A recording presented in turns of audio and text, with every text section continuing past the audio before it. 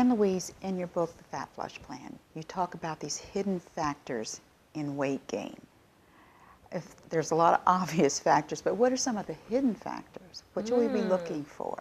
Oh, I identify 5 hidden factors in terms of underlying weight gain causes, and this goes far beyond just exercise and too many calories. So I see that people are not losing weight, number one, because they're not eating the right kind of fats.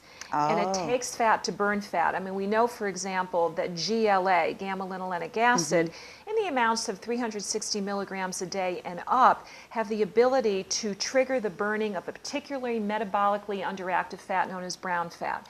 Take the right kind of GLA and you're going to start burning brown fat that without any dietary change at all will allow you to lose weight. Women need to know that. Everybody needs to know that. We do. In GLA, notoriously, when I do my evidence-based studies and the omega-3 blood tests that I do, or omega blood tests, it's an actually good omega-6, we're finding that GLA is much more deficient than the omega-3s that people have gotten on the bandwagon with. Yeah, and individuals that suffer from problems with blood pressure, problems with morning stiffness, arthritis, eczema, psoriasis, generally are deficient in GLA, the gamma-linolenic acid that you find in borage, even primrose oil, and black currant seed oil.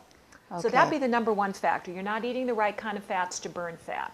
And you're not going to get that from a food source. You need to take that from one of the oils. Well, you need it from the prostaglandin. You need it from the activated source of the GLA, because we're not making that transition with the precursors the way perhaps we did years ago when there weren't as many unsaturated fats on the market, and even some of our trans fats that can affect that transformation. So you could be exercising every day and you could be calorie counting, but if you don't have enough GLA, you could be at a total standstill. For some people, that's very true, yes. And again, any place from, and anywhere I'd say from 360 milligrams, some people need as much as 1 to 5 grams a day.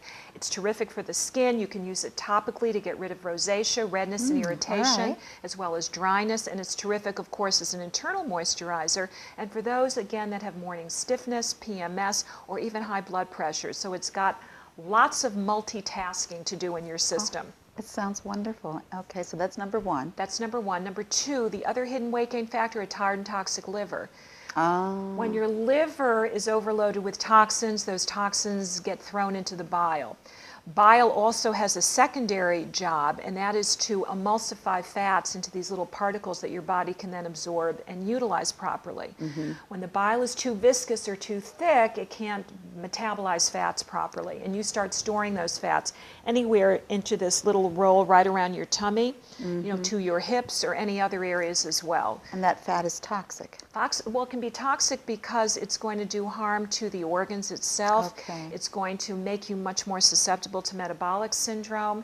And the problem is that you're simply not metabolizing it properly, so your cholesterol may be going up, you'll feel sluggish, and you really do need your fats because they're such an important macronutrient.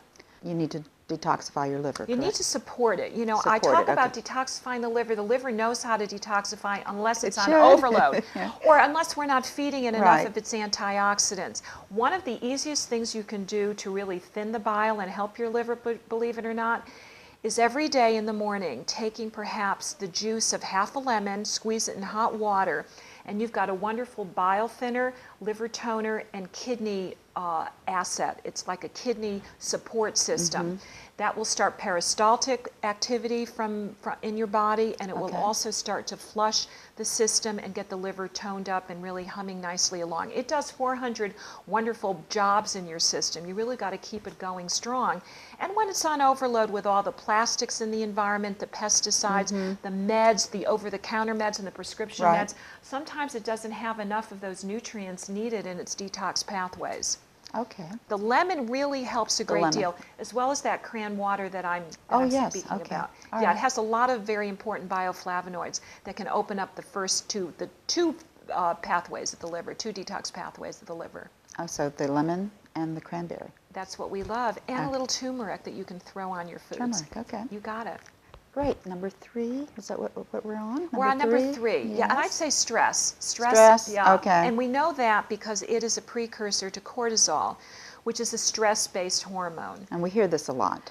You do, and that's the place where all your tummy fat is coming from. I think it's very cortisol based. So what you have to do is keep those cortisol levels lowered. You don't want elevated cortisol levels or those that are peaking and then quickly going low. So how do you keep the cortisol levels in a nutshell from getting out of hand? Well, you've got to control your stress levels. So you do that with the proper sleep, number one, getting to bed at 10 o'clock at night, lights out at 10, maybe up at 8. Get quality sleep, making sure the room is dark. It's also important to eat mini meals throughout the day to keep your blood sugar level, which physiologically will keep your stress levels in obeyance. Exercising, extremely important for dissipating that extra stress. And I tell people that are under a lot of stress emotionally to take a stress remedy. My favorite being the botched flower remedy, which is... Oh, yes. Rescue remedy? I find that very helpful in terms of keeping people balanced emotionally, because if our emotions are not balanced, then everything else goes down the tubes. All right, number 4. Number 4 would probably be the concept of extra insulin, which is another fat-promoting hormone. So you want to keep your insulin levels balanced. You do that again similarly to what you do with a cortisol. You're going to be exercising to make sure those levels are balanced. You're also going to make sure that when you're eating carbohydrates, you balance it with a protein and a fat, keeps levels really balanced. That's where the 40-30-30 concept came in so many years ago. I wrote about it, so I'm very familiar. And I would say in terms of insulin, you're going to want to make sure that you're taking a little extra chromium, which I find to be the best insulin tamer of all. At least 200 to 400 mcgs of chromium a day. And number 5, hidden cause of weight gain. Is false fat. Number 5 is false fat. False fat, all right. False fat. And that term was coined by a dear friend of mine, Elson Haas, who wrote a book called The False Fat Diet. Yes. The concept is that a lot of us we're hanging on to water retention, which we think may be fat. We're very bloated. And I know you hear so much from women that say, just let me get rid of the bloat.